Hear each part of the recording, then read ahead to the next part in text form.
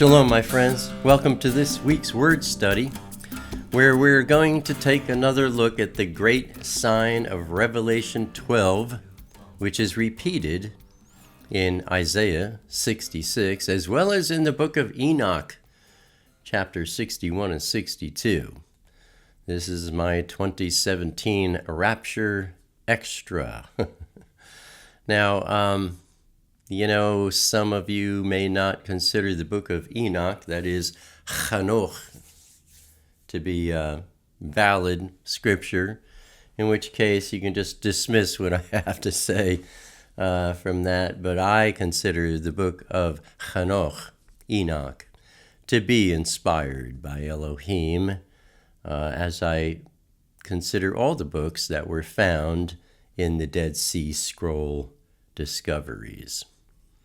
Now, 3.5 months ago, on June 15th, I published my 2017 Rapture Update video, which contained my most extensive compilation of biblical prophecies and signs of the times that were available as of that date. If you haven't seen it, there's a link to it beneath today's video. When I made that video back in June, I had only just found this amazing revelation about Yahweh's word presenting two births in this great sign of Revelation 12.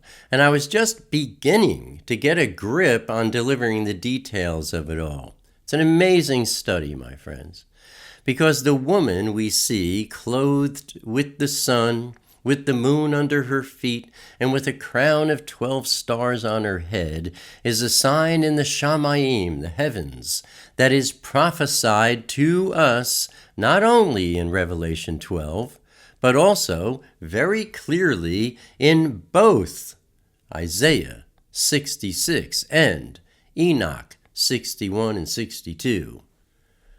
And they all three reveal two births happening with the woman. One birth is the Zakar, a singular reference to those who are raptured before the tribulation begins. And the other birth is the rest of her children, a plural reference to those who are awakened and come to believe during the tribulation. And Yahweh gave this nevuah, this prophecy, first through Enoch, that's Enoch, way before he gave it the second time through Yeshayahu, Isaiah, some 2,800 years ago, and finally the third time through Yochanan, John, around 900 years after he gave it to us through Isaiah. And so, this great sign is seen in Enoch chapter 61 and 62, then in Isaiah chapter 66, and finally in Revelation 12, and this magnificent sign, the announcement that is, has now been fulfilled. The announcement has been made. Just this past September 23rd, the coming rapture, followed by the 7-year tribulation, was officially announced in Elohim's celestial chronicles of the Shamayim. Its time has come, my friends, and now here we all are, wondering what to expect. So, let's look carefully at these three nevuot, these three prophecies. First, since we are all most familiar with Revelation 12, let's look at how clearly we are being told about these two births. One is the birth of the Zakar, the male child. This is the event of the Net Chetef, the rapture, and happens before the tribulation begins. And the other is the birth of the rest of her children, commonly referred to as the tribulation saints, and happens during the tribulation. These are those who were left behind at the Nechatef, the rapture, and wake up to a true belief during the 7-year tribulation. This Nevuah opens with the appearance of a great sign, and this sign has never appeared on one of Yahweh's Moedim, one of his appointments with the world, there are 7 of them, until this year. And so it has never been significant until this year. Now also, this great sign speaks of an intensely important event, which is soon to happen. Soon, not immediately, soon. And in Revelation 12, there are 4 verses that deserve special attention. First, verses 2 and 5, where in verse 2 we see the rest of her children, and in verse 5 we see the Zakar, the male child. And then verses 13 and 17, where in verse 13 we see the Zakar being spoken of again, and in verse 17 we see the rest of her children being spoken of again. And these 4 verses alone give us quite a picture to put together and look at. Revelation 12, verse 1, introduces the great sign, a wonder seen in the Shamayim, which is warning us of future events that are of ominous significance. And that is what I was thanking Scott Clark for in last Saturday's Walking in the Word video. Scotty spent literally thousands of hours examining the positions of the constellations, looking for all the elements needed to say, here it is. And he showed us all way beforehand that this Nevuah, this prophecy, was officially announced on September 23rd, 2017. So we now know that we've all been served a notice. Yes? Okay. Let's study the most familiar Nevuah of the 3, the most familiar prophecy of them all, Revelation 12, starting with verses 1 through 5.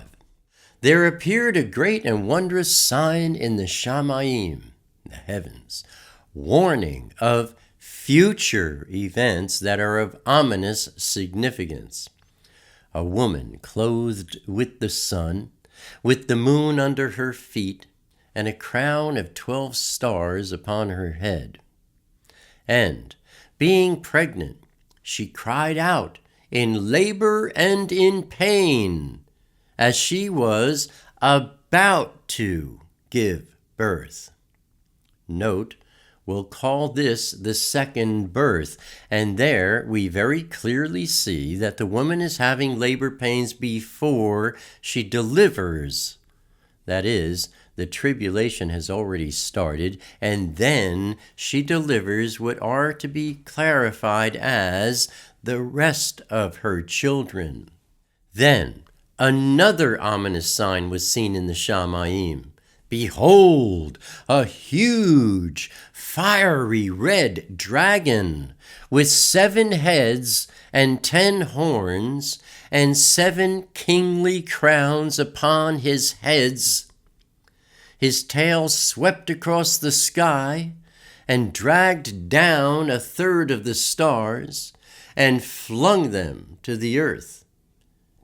And the dragon stationed himself in front of the woman who was about to be delivered, so that he might devour her child as soon as she brought it forth. Note, those are singular references right there. And also, 1/3 of the stars should also be read as 1/3 of the Malachim, a third of the angels. Yahweh's word usually means both literal stars as well as malachim, angels.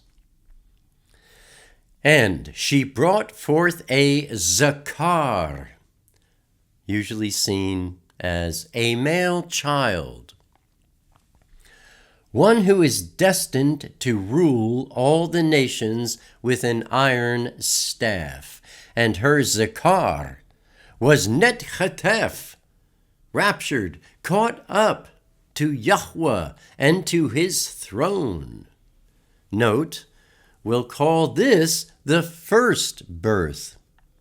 And here we can very clearly see that the woman's zakar is born and netchatef, caught up, before the woman goes into labor.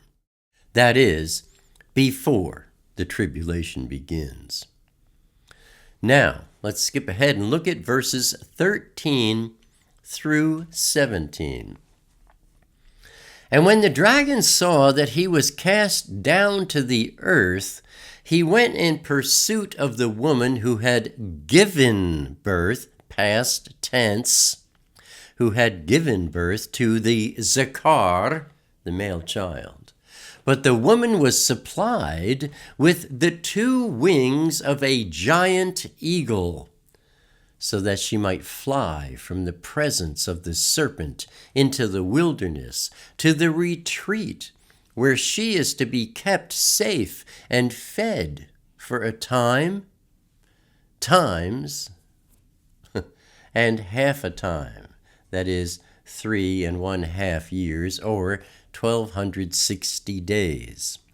Then out of his mouth the serpent poured forth water like a flood after the woman, that she might be carried off with the torrent. But the earth came to the rescue of the woman, and the ground opened its mouth and swallowed up the flood of water which the dragon had poured out from his mouth.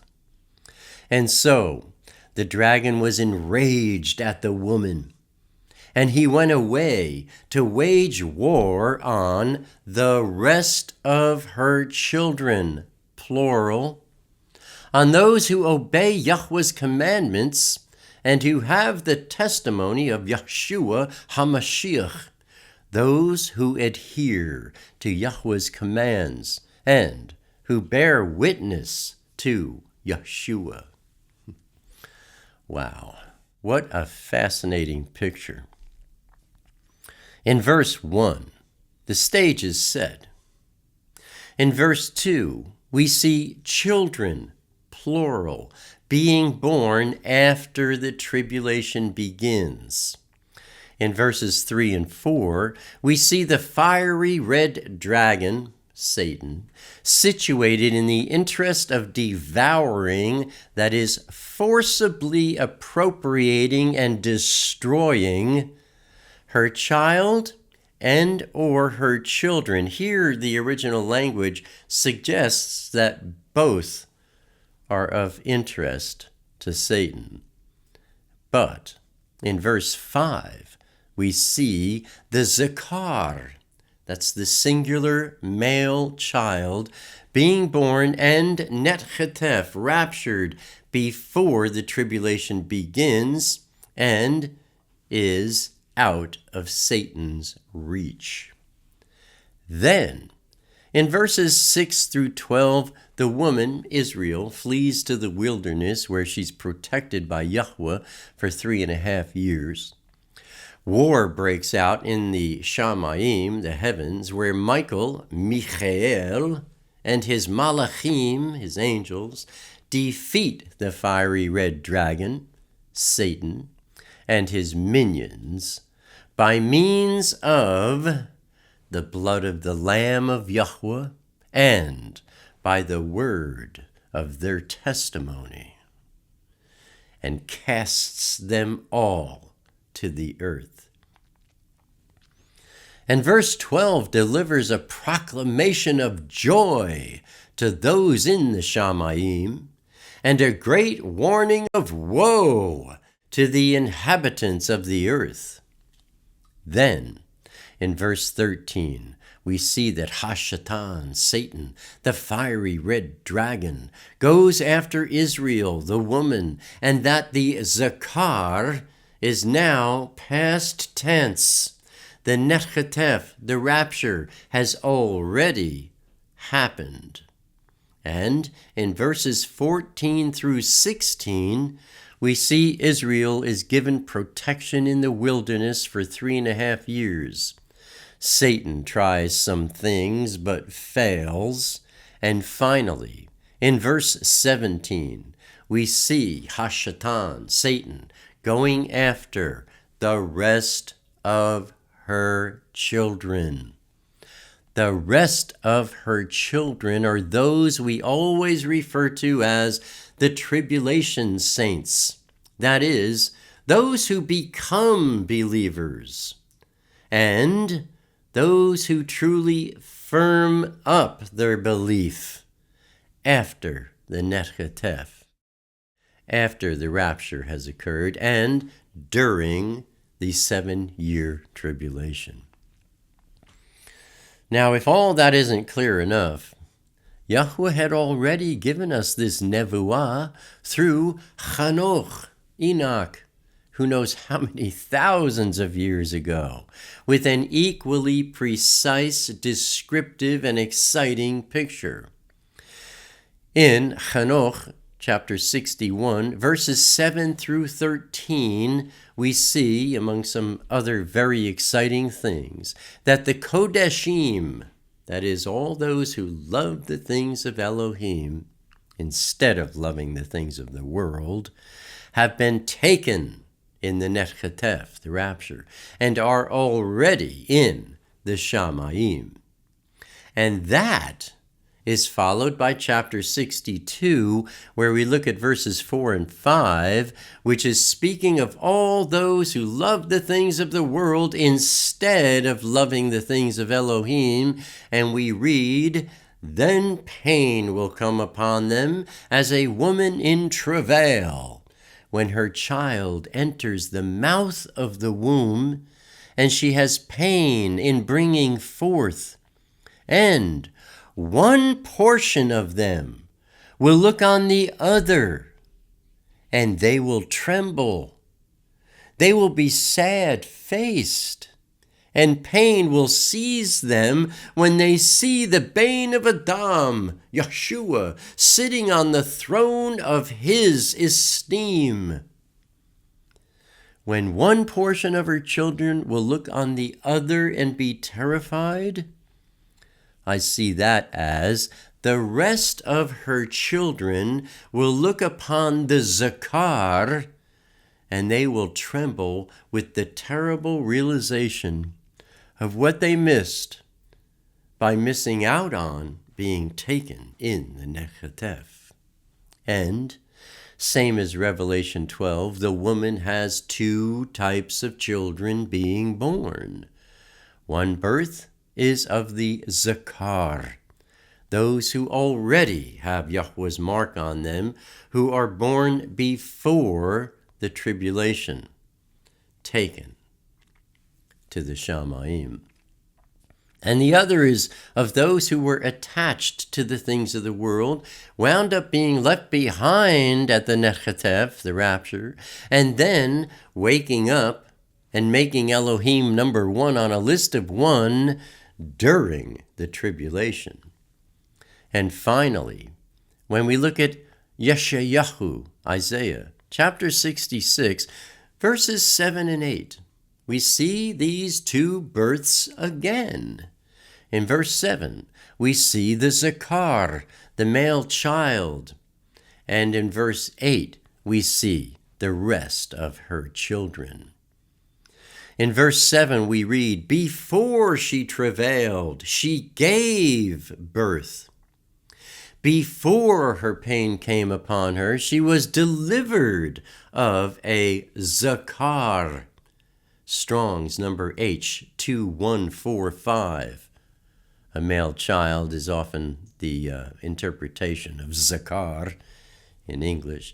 And there we see the Zakar being taken in the Nechatef before the tribulation begins. Then, in verse 8 we read, "Who has heard of such a thing? Who has seen such things? Shall the earth be made to bring forth in one day? Or will a nation be born all at once? For as soon as Zion was in labor, she brought forth her children," plural, and there we see the rest of her children being brought forth during the tribulation. The zakar is singular, the male child, because it is speaking of those who are taken in the net chetef, the rapture, those who are the bride of Yeshua, those who are made echad, one, with Elohim, singular. The rest of her children is a plural reference because it is speaking of those who wake up during the 7-year tribulation and are saved through the work of Yeshua, but are not the bride and are not made echad.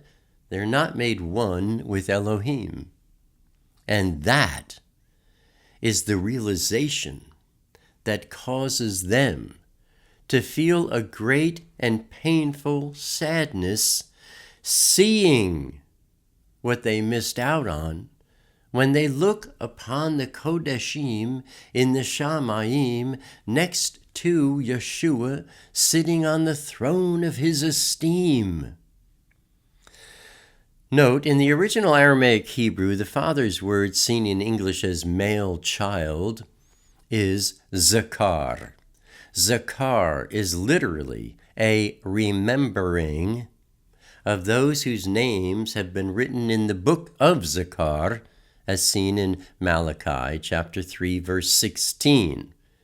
Then those who worshipped Yahweh with awe-filled reverence spoke to one another, and Yahweh paid attention and heard it. And a book of Zakar, often interpreted as a book of remembrance, you can interpret that in a number of ways, was written before him of those who worship Yahweh, who value and revere his name. And this zakar, this remembering, also speaks of a mark, my friends. It speaks of Yahweh having remembered his called out ones by placing his mark, his zakar, on them, that they be recognized. Psalm 112, verse 6 tells us that the righteous will be zakar. They will be remembered, they will be recognized, and they will be marked forever. So, we've determined that the birth of the zakar speaks of Yahweh's called out ones, those he has chosen as a gift for Yeshua HaMashiach, Yahweh's Yachid, his one and only heir. And it also tells us that those who have been remembered and marked are to be net chetef, kidnapped, taken up to the Shamayim. Now, my friends, we have a full and clear picture of what the great sign of Revelation 12 is telling us. Yahweh Elohim made his announcement official on September 23rd, 2017, and now we are watching. We are looking up because we can know that our redemption is here. The watchmen, you know who we all are doing their jobs. They are watching. They don't know when, except that it will be then. And they don't know because they aren't supposed to know. They're supposed to watch. That's why they're called the watchmen and not the nomen. Yes? I wished I had said that in my walk in the Word last Saturday. There's another watchman out there, a number of you alerted me to, a guy named Stephen Jarrard.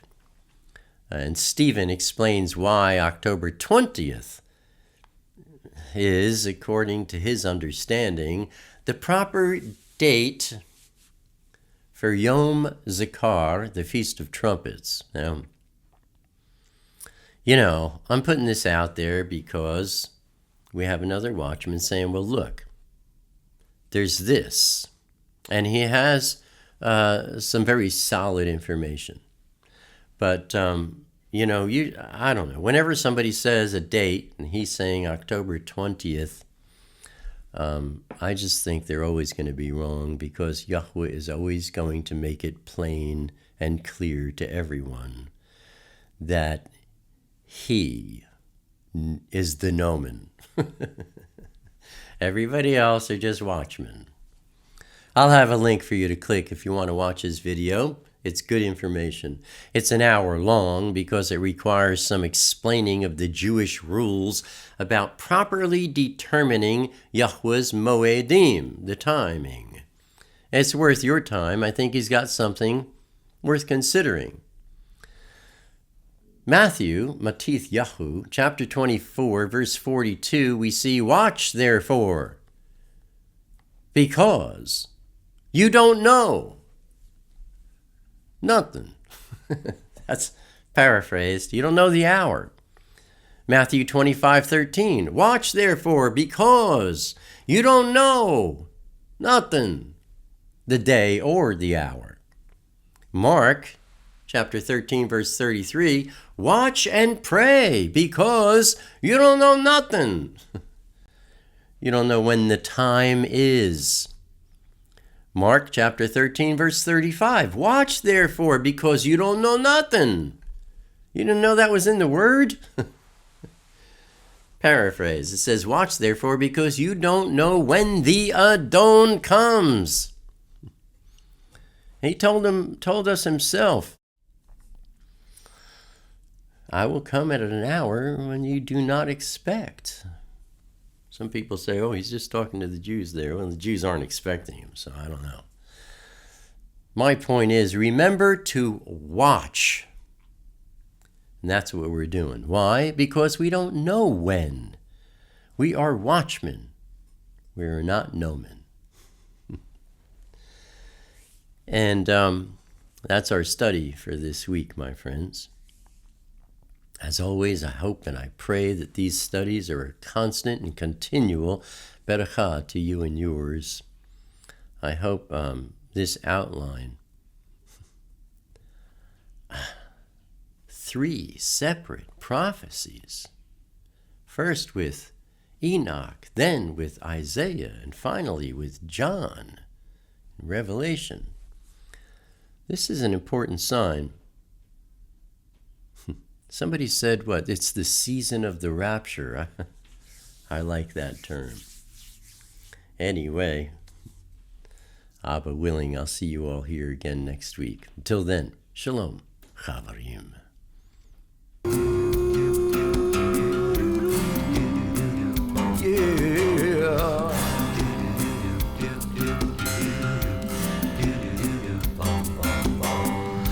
Now 2,000 years have gone by, it's another working day.